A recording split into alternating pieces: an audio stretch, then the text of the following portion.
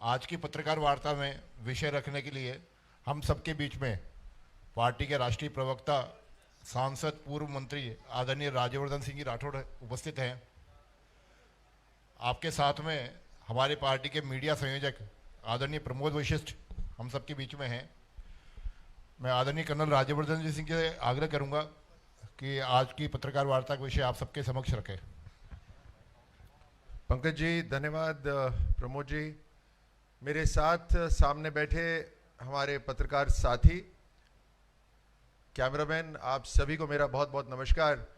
आपको मैं धन्यवाद भी देता हूं कि आप अपना समय निकालकर यहां पर हमारे मीडिया के इस दफ्तर में यहां पर आए। आपको आपके माध्यम से राजस्थान तक ये महत्वपूर्ण कुछ प्रश्न हैं हमारे, जो हम कांग्रेस की एक वरिष्ठ जो राजनेता हैं जो राजस्थान आ रहे हैं उनसे हम पूछना चाहते हैं।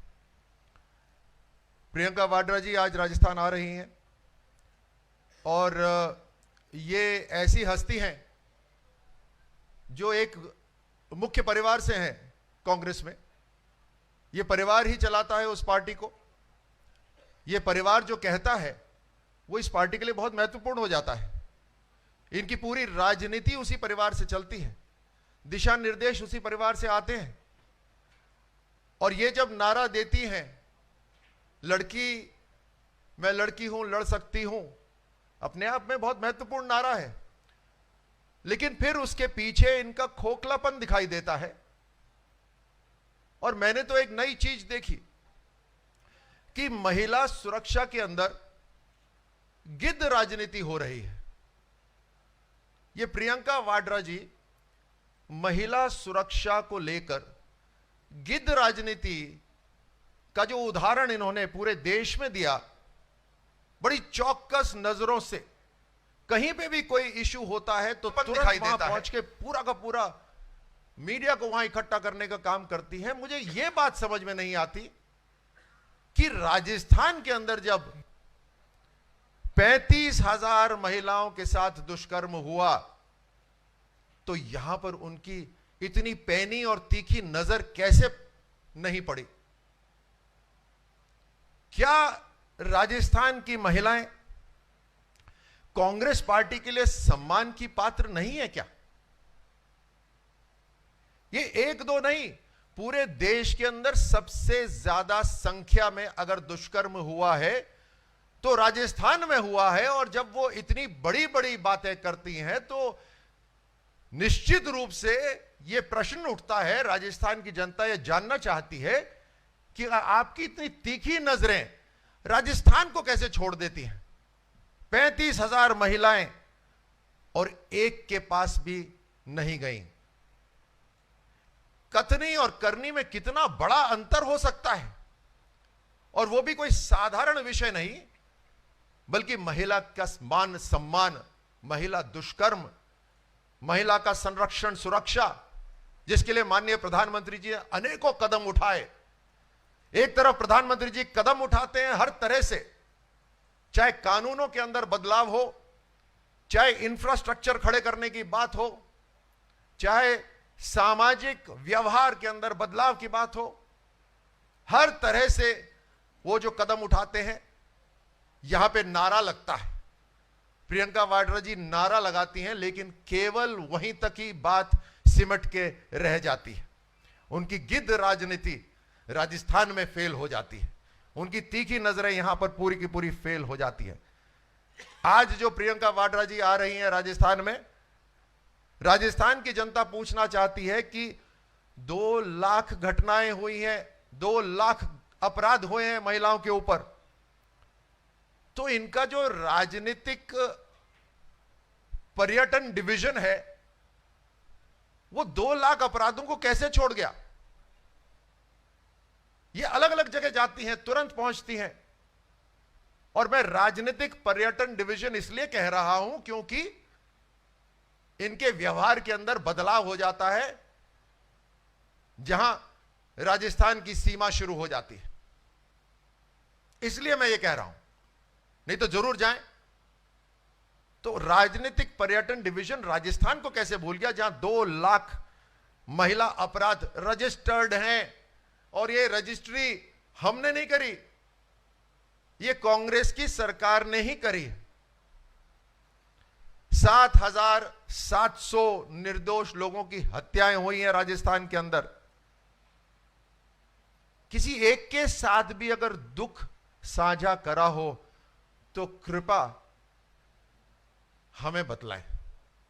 हम भी जानना चाहते हैं, सीखना चाहते हैं, उत्सुक हैं यह जानने के लिए कि एक बड़ा परिवार जो पूरा का पूरा पार्टी चलाता है और कई दशकों तक उन्होंने देश को चलाया, उस परिवार की भविष्य की जो व्यक्ति है, 7,700 कम नंबर नहीं है, 7,700 में से एक, ज्यादा भी नहीं चाहिए, हम इतने महत्वाकांक्षी भी नहीं है, ज्यादा नहीं चाहिए, एक किसी एक परिवार के साथ 5 साल के अंदर उनका दुख साझा किया हो तो हमें जरूर बताइए।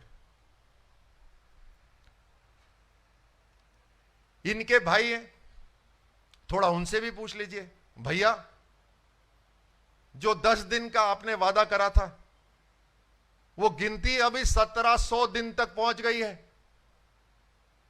ये कैसे भैया हैं और ये कैसी बहन है जो अपने भैया को सही रास्ते पे नहीं ला सकती। 7 दिन का 10 दिन का वादा करके जो गए, आज 1700 दिन हो गए हैं। वो जो किसान लोन माफी थी वो उसका इंतजार अभी तक चल रहा है। 350 किसानों ने आत्महत्या कर ली है, 350 किसानों ने आत्महत्या कर ली है। लेकिन अफसोस इस बात का है कि कांग्रेस की जो सरकार है राजस्थान में, वो किसान को किसान मानती ही नहीं है। ये कहते हैं आंकड़ा 350 नहीं है, आंकड़ा 19 है या 20 है, ऐसा कुछ बताते हैं आंकड़ा।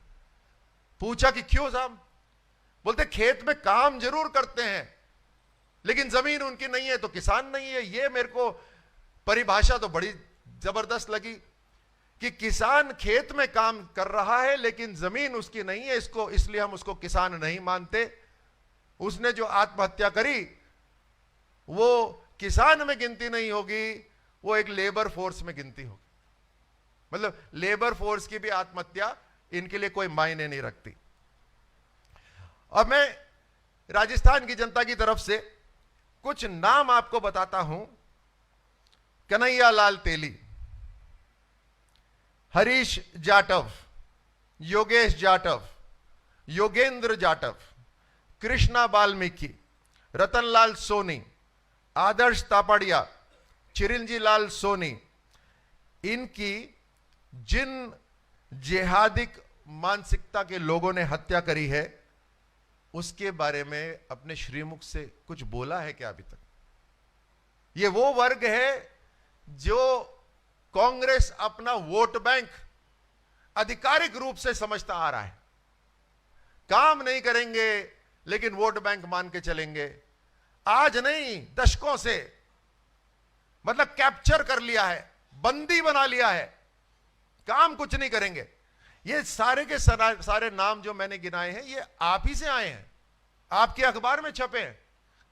एक शब्द किसी के लिए बोला हो अपने श्रीमुख से, राजस्थान की जनता को कृपया अवगत करा दे, जानकारी दे दे। हमारा 7वां सवाल वहीं आता है। हमने सुना है कि ये खबरें खूब पढ़ती हैं, खबरों पे बहुत नजर रहती है, लेकिन ये 19,422 किसानों की जो जमीन नीलामी हुई है, ये कौन से कोने में थी अखबार के जहां आपकी नजर नहीं पड़ी? या इसलिए कि वहां राजस्थान लिखा हुआ था? उससे तो बचना है, भागना है शायद। लेकिन हम क्यों कहें, हम तो जानना चाहते हैं आपसे। प्रियंका वाड्रा जी से 7वां भारतीय जनता पार्टी का सवाल है कि 19,422 जो किसानों की जमीन नीलाम हुई है, और खास तौर से इसलिए क्योंकि आपके भैया ने, प्रियंका वाड्रा जी के भैया ने खास तौर से 10 दिन बताया था, और ये जो नीलामी हुई है उसके ऊपर कृपया थोड़ी जानकारी जनता को दे दें। और एक बार किसानों से माफी मांग ले, महिलाओं से माफी मांग ले। चुनाव है, चुनाव में सब कुछ करना पड़ता है जो जरूरी है। 35,000 महिलाओं के साथ दुष्कर्म हुआ, करीब 2 लाख महिला अपराध अभी तक रजिस्टर्ड है, 7,700 हत्याएं हुई हैं। एक बार किसी के घर गई हो तो बतला दीजिए, नहीं तो एक बार माफी मांग लीजिए। 19,422 किसानों की जमीन कुरकुरी है। भाई बहन ने मिलकर 10 दिन का वादा करा था, आज 1700 दिन हो गए। थोड़ी सी माफी वहां मांग लीजिए, नहीं तो सफाई दे दीजिए। और यहां किसान और महिलाओं तक अगर सीमित रह जाता तो फिर भी हम मानते कि 2 ही इशू हैं। लेकिन जो 70 लाख युवा हैं राजस्थान के,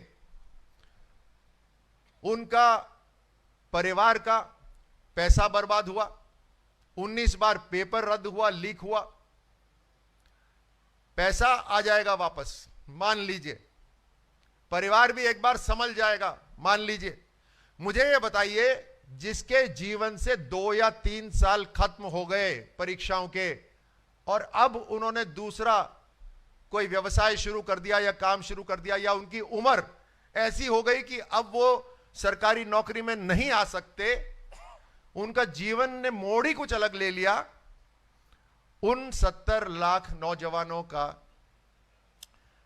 आप समय कैसे लौटाएंगे? वो समय आप कैसे लौटाएंगे? बाकी तो भारतीय जनता पार्टी आके सब परीक्षाओं को ठीक कर देगी, लेकिन उन 70 लाख नौजवानों का आप समय कैसे लौटाएंगे, ये राजस्थान की जनता जानना चाहती है। और खास तौर से जो आरपीएससी है, जो प्रामाणिक संस्था है, उसके अंदर राजनीतिक नियुक्ति जो हुई है, जैसे बाबूलाल कटारा जी और अन्य लोग जो पूरी की पूरी तरह से लिप्त हैं लाखों रुपए लेने में, उस अपराध की जिम्मेदारी कौन लेगा? पेपर रद्द करे, पेपर लीक करे, इंटरनेट भी बंद रख के रखा, फिर उसके ऊपर से पेपर लीक कराए, और फिर आपके जो अपॉइंटीज हैं, पॉलिटिकल अपॉइंटीज, वो पॉलिटिकल अपॉइंटीज खुद पैसा ले रहे हैं। हम जानना चाहते हैं ये चेन कहां तक जा रही है? भाई आखिरकार अगर आप ही ने अपॉइंट करा है तो कुछ सोच समझ के करा होगा, तो फुल स्टॉप वहां तो नहीं हो रहा।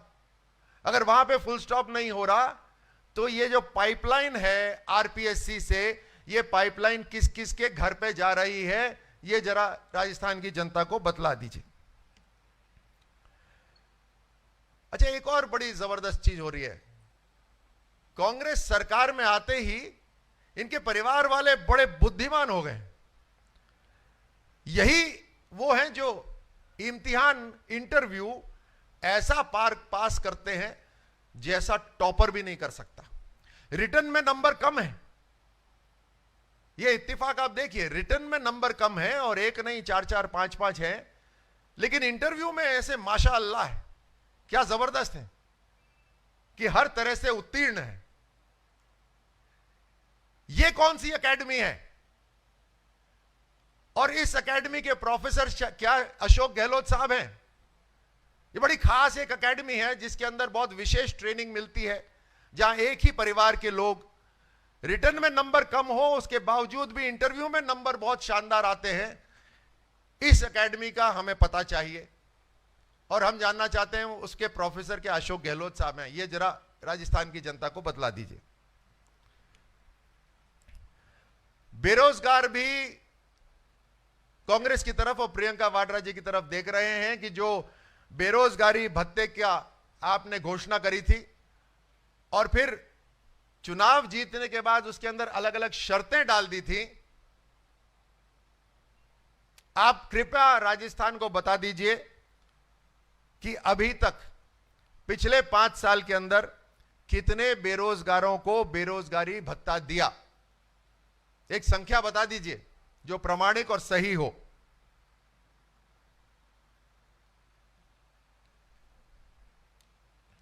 इन्हीं के मंत्री, इन्हीं के विधायक, इन्हीं की सरकार के ऊपर आरोप उठाते हैं, बार बार वो आरोप लगाते हैं इनकी सरकार पर इनके गृह मंत्री जो मुख्यमंत्री भी हैं, उन्हीं के सचिवालय के अंदर सरकार की अलमारियों के अंदर फाइलों की जगह सोना और पैसा मिलता है। राजस्थान को इस लूट से प्रियंका वाड्रा जी कैसे बचाएंगी, उनकी अगले 5 साल की क्या योजना है कि वो गृह मंत्री, अलग अलग मंत्री, अलग अलग विधायक जो इन्हीं की सरकार पे आरोप लगा रहे हैं और सचिवालय के अंदर सोना मिल रहा है, उससे राजस्थान की जनता को कैसे बचाएंगे। ये बार बार सवाई माधोपुर जाती हैं। पिछली बार दौसा आई थी, दौसा से भी सवाई माधोपुर गई। ये राजस्थान में कहीं पे भी जाती हैं, सवाई माधोपुर जब जरूर जाती हैं। हम ये जानना चाहते हैं, सचिवालय की अलमारी तो पकड़ी गई, ये सवाई माधोपुर में क्या छुपाया हुआ है? कौन कौन लोग बार बार सवाई माधोपुर जा रहे हैं? वहां किस चीज का संरक्षण करना है? क्या चीज आप बार बार जाके देखना चाहते हो कि सुरक्षित है? ये सवाई माधोपुर में क्या छुपाया हुआ है? चुनाव से पहले जनता जानना चाहती है। भारतीय जनता पार्टी के ये 12 सवाल हैं जो प्रियंका वाड्रा जी से हमने पूछे हैं। चुनाव सर पर है। राजस्थान के जो हाल बेहाल कांग्रेस ने करे हैं, चाहे वो युवा हो, महिलाएं हो, किसान हो, लॉ एंड ऑर्डर हो, अलगाववाद हो, लूट हो, झूठ हो, इन सब से जुड़े हुए हमारे ये 12 सवाल हैं। और ऐसी बात इसमें हमने करी है जो बात हमने शुरू नहीं करी थी, प्रियंका जी ने ही शुरू करी थी। तो उनकी तीखी नजर, उनके तेज बोल, हम जानना चाहते हैं कि वो स्पष्टीकरण दे दें ताकि राजस्थान की जनता संतुष्ट हो जाए।